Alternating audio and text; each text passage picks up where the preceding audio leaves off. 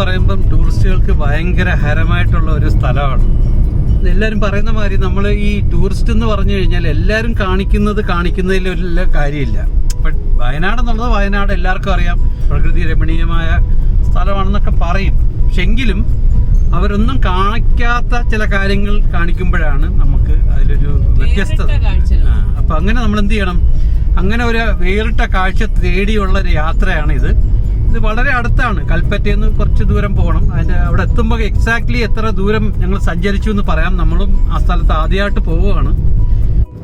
മാപ്പ് നോക്കിയപ്പോഴത്തേക്ക് കൽപ്പറ്റയിൽ നിന്ന് പോയി സുൽത്താൻ ബത്തേരി എത്തണ്ട, അതിന് മുമ്പായിട്ടാണ് തിരിഞ്ഞു പോകണം. തിരിയുന്ന സ്ഥലമൊക്കെ എത്തുമ്പോൾ ഞങ്ങൾ പറയാം.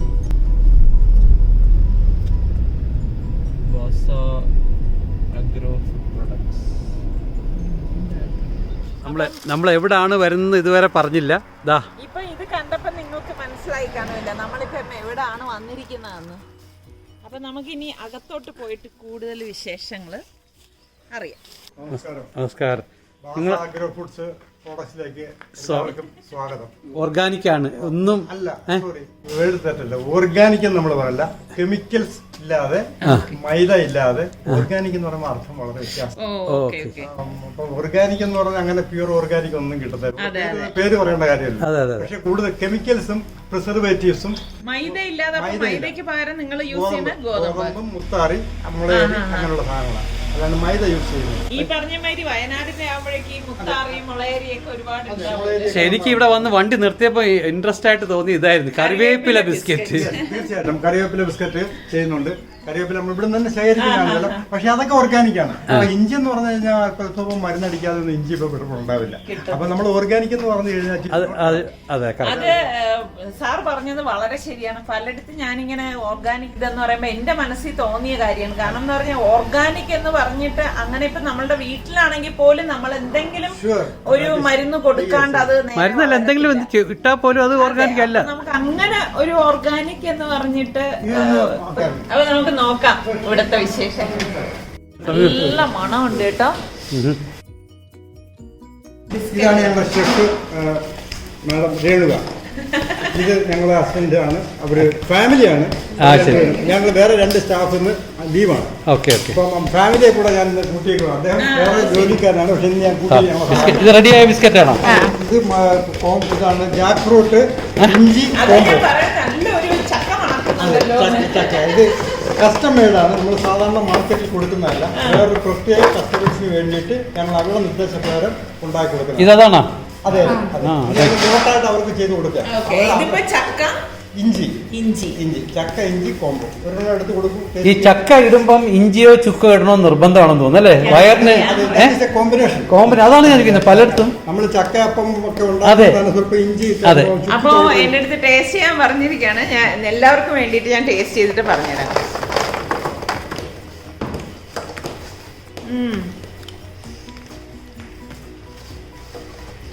ശരിക്കൊരു എന്ത് പറയാൻ, അടിപൊളി. ഒന്ന് കഴിച്ചേക്കേ. അടിപൊളി എന്ന് പറഞ്ഞു കഴിഞ്ഞാൽ ശരിക്കും ആ ചക്കയുടെയും ഇഞ്ചിയുടെയും ആ ഒരു ഇത് അറിയുന്നുണ്ട്. നമ്മള് ഈ പറഞ്ഞ മാതിരി വെളിയിൽ നിന്ന് പുറത്തുനിന്ന് ബേക്കറിയിൽ നിന്ന് വാങ്ങിക്കുമ്പോഴേക്കും അതിലൊരു എസൻസിന്റെ ഒക്കെ ഇത് അതൊന്നും അല്ല. നല്ല ടേസ്റ്റ് കേട്ടോ.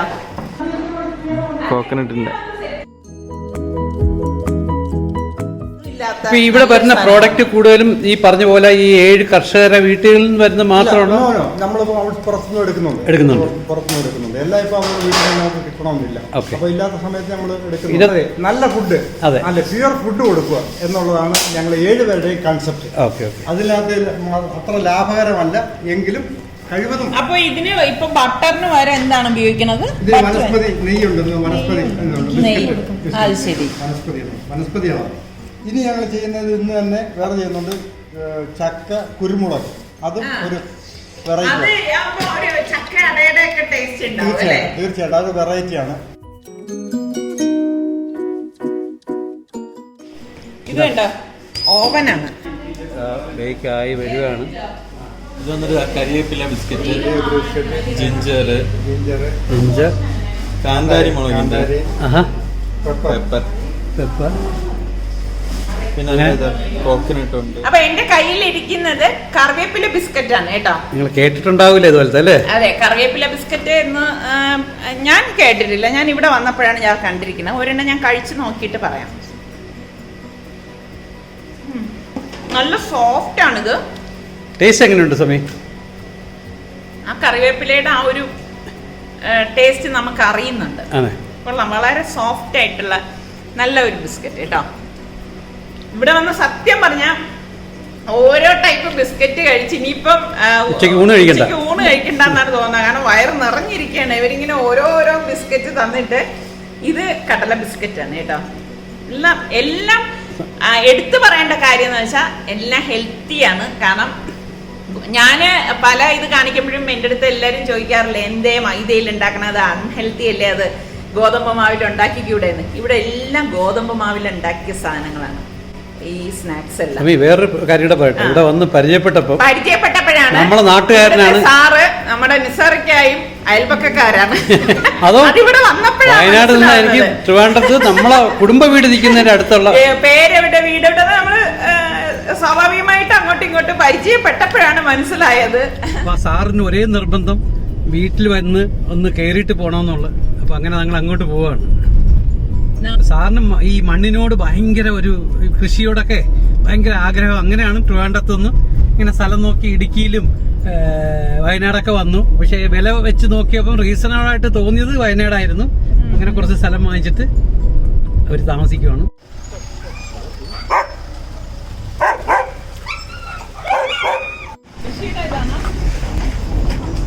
അപ്പൊ എന്താ ചെടി നോക്കിയത്?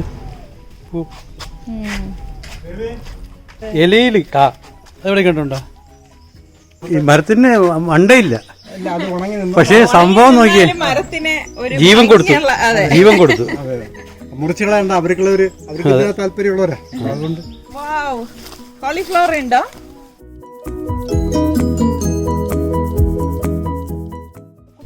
ഇവിടെ പശുക്കളുണ്ട്. പശുക്കളെ മേയാനായിട്ട് വിട്ടിരിക്കുകയാണ്. അവരവിടെ റിലാക്സ് ചെയ്തോണ്ടിരിക്കുകയാണ്. എല്ലാവരും ഗ്രാമം പോലെ. എനിക്ക് ഭയങ്കര ഡൗട്ടായിട്ടുള്ള ഒരു കാര്യമാണ് ഈ കശകശ എന്ന് പറയുന്ന ഒരു ഇതിന്റെ എന്താണ് ആ കശകശ?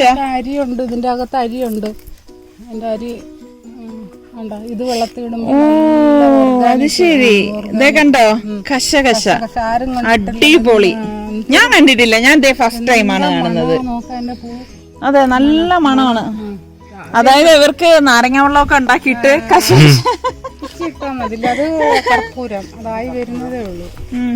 കുളമുണ്ട്. എന്താ കളർ, പ്രകൃതിയുടെ ഒരു വികൃതി അല്ലേ? എന്ത് ഭംഗിയാണ്, എന്ത് പല വർണ്ണങ്ങൾ. ഇതാണ് ഇതിന്റെ പേര് എടംപിരി വലംപിരി. ഇത് ആയുർവേദിക് ഇതാണ് അല്ലേ? അത് മനസ്സിലാക്കുക. അത് ഒരു ഞെട്ടി തന്നെ അങ്ങോട്ടും ഇങ്ങോട്ടും നിൽക്കുന്നത്, തല തിരിഞ്ഞ പിണങ്ങി നിൽക്കും. അത് എടുക്കാൻ സമയമായി. അത് ശരി. എന്നിട്ട് ഇതിന് എന്താണ് കഷായത്തിൽ ചേർക്കോ? ദശമൂലത്തിലൊക്കെ ചേർക്കുന്ന.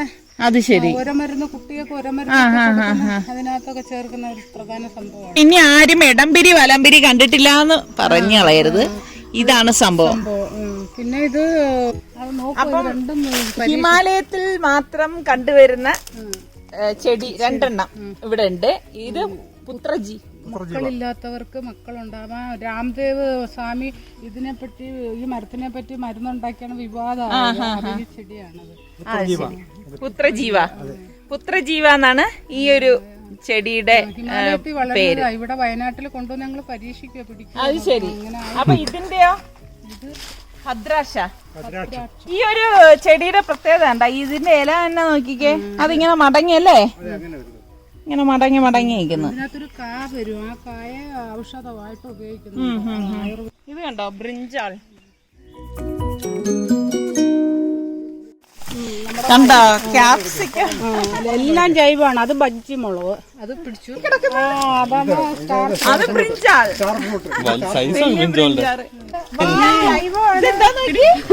അടിപൊളി. പറിച്ചു തിന്നോളൂ.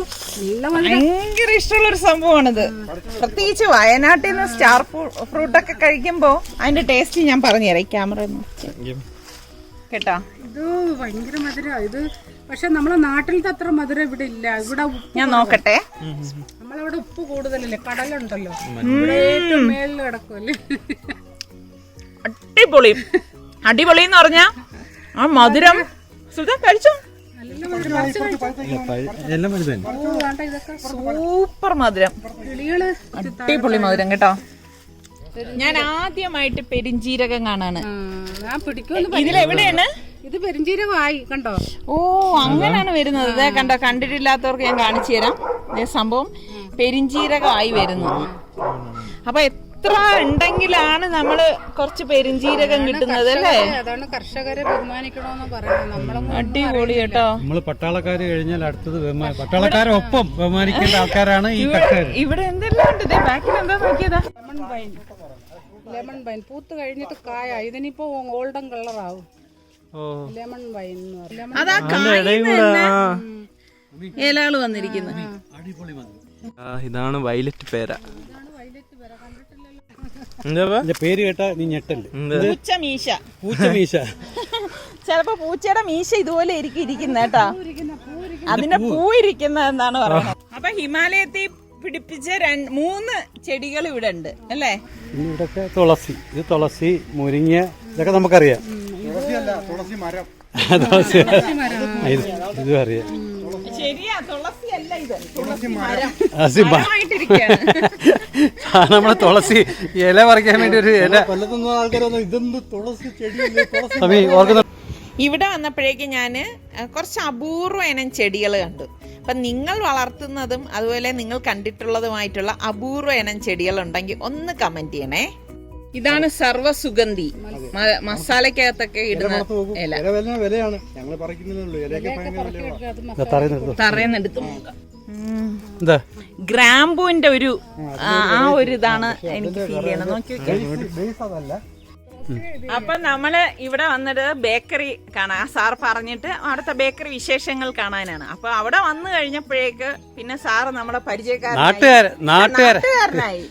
അപ്പൊ കുറഞ്ഞ സമയം കൊണ്ട് തന്നെ നമ്മളെവരെ പ്രിയപ്പെട്ടവരായി മാറി. അപ്പൊ വീട്ടിലേക്ക് ക്ഷണിച്ചു. അങ്ങനെ വീട്ടിൽ വന്നപ്പോ കണ്ട കാഴ്ചകള് ഈ പറഞ്ഞ മാതിരി നമ്മൾ കാണാത്ത, കഴിച്ചു നോക്കാത്ത ഫ്രൂട്ടും ചെടികളും ഒക്കെ ഇവിടെ കാണാൻ കഴിയും.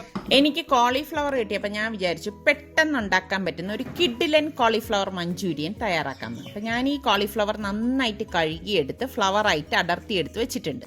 ഇതിലേക്ക് ഞാൻ പാകത്തിനുള്ള ഉപ്പും 1 ടീസ്പൂണോളം കുരുമുളക് പൊടിയും അതുപോലെ തന്നെ 1 ടേബിൾ സ്പൂൺ ഫുള്ളായിട്ട് കാശ്മീരി ചില്ലി പൗഡറും കൂടി ഇട്ട് നന്നായിട്ടൊന്ന് മിക്സ് ചെയ്ത് കൊടുക്കും. അപ്പോൾ ഫസ്റ്റ് കോട്ടിങ് ഇതാണ് കേട്ടോ. ഇതുപോലെ ഒന്ന് മിക്സ് ചെയ്തെടുക്കണം. പിന്നെ നമ്മൾ വച്ചിരിക്കൊന്നും വേണ്ട. അപ്പോൾ തന്നെ ഞാനിതിലേക്ക് 4 ടേബിൾ സ്പൂണോളം കോൺഫ്ലവർ ഇട്ട് കൊടുക്കും. അപ്പോൾ ഒരുമിച്ച് നമ്മളിത് മിക്സ് ചെയ്യത്തില്ല കേട്ടോ. കോൺഫ്ലവർ ഇട്ട് ഇതുപോലെ ഒന്ന് വീണ്ടും മിക്സ് ചെയ്തെടുക്കും. അതിനുശേഷം 2.5 ടേബിൾ സ്പൂണോളം മൈദാ മാവ് ഇതിലേക്ക് ഇട്ടിട്ട് വീണ്ടും ഇതൊന്ന് മിക്സ് ചെയ്തെടുക്കും. അപ്പോൾ ഇതിലേക്ക് വെള്ളം ചേർക്കരുത് കേട്ടോ. കാരണം ഈ കോളിഫ്ലവറിൽ തന്നെ നമ്മൾ വാഷ് ചെയ്തെടുക്കുമ്പോൾ ഒരു ഈർപ്പം ഉണ്ടാവും. വെള്ളം ചേർത്ത് കഴിഞ്ഞാൽ അത്ര നന്നായിരിക്കത്തില്ല. അത് ഇതുപോലെ ഒന്ന് തട്ടിക്കുടഞ്ഞെടുക്കുകയാണ് ചെയ്യണത്. പിന്നെ ഞാനിത് ഫ്രൈ ചെയ്തെടുക്കാൻ വേണ്ടി ഒരു കാസ്റ്റേൻ്റെ പാനിൽ ഇതുപോലെ പാകത്തിനുള്ള ഓയിൽ ഒഴിച്ചിട്ട് നന്നായിട്ട് ചൂടാവുമ്പോൾ നമ്മൾ ഈ ഓരോ കോളിഫ്ലവറും അതിലേക്ക് ഇട്ടിട്ട് ഇതുപോലെ ഒന്ന് ഇളക്കി നന്നായിട്ട് കറുമുറാന്ന് ഫ്രൈ ആക്കി എടുക്കും. ഇതേ കണ്ടോ, ഈ ഒരു പരുവത്തിലാണ് നമ്മളിത് ഫ്രൈ ചെയ്തെടുക്കുന്നത്. അപ്പോൾ രണ്ടാമതിരിക്കുന്ന ബാച്ചും ഞാൻ ഇതുപോലെ തന്നെ ഈ എണ്ണയിലിട്ട് ഫ്രൈ ചെയ്തെടുക്കുകയാണ് ചെയ്യുന്നത്. പിന്നെ ഞാനിവിടെ ഒരു 7-8 വെളുത്തുള്ളി അല്ലിയും ഒരു സവാള എടുത്തിട്ടുണ്ട്. പിന്നെ ഞാൻ 2 പച്ചമുളകും കൂടി ഇതുപോലെ വട്ടത്തിൽ അരിഞ്ഞെടുത്തിട്ടുണ്ട്. അപ്പോൾ ഇതൊക്കെ ഒന്ന് ചോപ്പ് ചെയ്തെടുക്കുകയാണ്. അപ്പോൾ എണ്ണ ഞാൻ ഇതിൽ നിന്ന് കുറച്ച് മാറ്റിയിട്ട് പാകത്തിനുള്ള എണ്ണ വെച്ചിട്ട് ഈ വെളുത്തുള്ളിയും പച്ചമുളകും കൂടി ഒന്ന് വഴറ്റിയ ശേഷം നമ്മൾ ഈ അരിഞ്ഞു വെച്ചിരിക്കുന്ന സവാള ഉണ്ടല്ലോ അതും കൂടി ഇതിലേക്കിട്ടൊന്ന് മിക്സ് ചെയ്തെടുക്കും. ഒന്ന് മിക്സായ ശേഷം ഞാൻ ഇതിലേക്ക് ഏകദേശം 1/4 കപ്പോളം chilli sauce, tomato chilli sauce ഒഴിച്ചു കൊടുക്കും. പിന്നെ 1 ടീസ്പൂൺ സോയാ സോസും 1 ടീസ്പൂണ് വിനാഗിരിയും കൂടെ ഒഴിച്ച് ഒന്ന് മിക്സ് ചെയ്ത് കൊടുക്കും. സംഭവം എത്ര ഉള്ളു കേട്ടോ, എളുപ്പം ഉണ്ടാക്കിയെടുക്കാൻ പറ്റുന്ന കിഡിലൻ ഐറ്റമാണ്. അഡാർ ഐറ്റം എന്നൊക്കെ പറയത്തില്ലേ, അത് തന്നെ. എന്നിട്ട് നമ്മൾ ഈ ഫ്രൈ ചെയ്ത് വെച്ചിരിക്കുന്ന കോളിഫ്ലവർ ഇതിലേക്ക് ഇട്ടിട്ട് നന്നായിട്ടൊന്ന് മിക്സ് ചെയ്തെടുക്കും. ഇത്രയേ ഉള്ളൂ, സംഭവം റെഡി. അപ്പോൾ ഇത് നമുക്ക് ചപ്പാത്തിയുടെയോ പൊറോട്ടയുടെയോ ഏതിൻ്റെ കൂടെ വേണമെങ്കിലും കഴിക്കാം. അപ്പോൾ ഇനി അടുത്ത് നമുക്ക് പുതിയ റെസിപ്പിയോ വ്ളോഗോ ആയിട്ടൊക്കെ വരുന്നത് വരെ എല്ലാവർക്കും ബൈ ബൈ.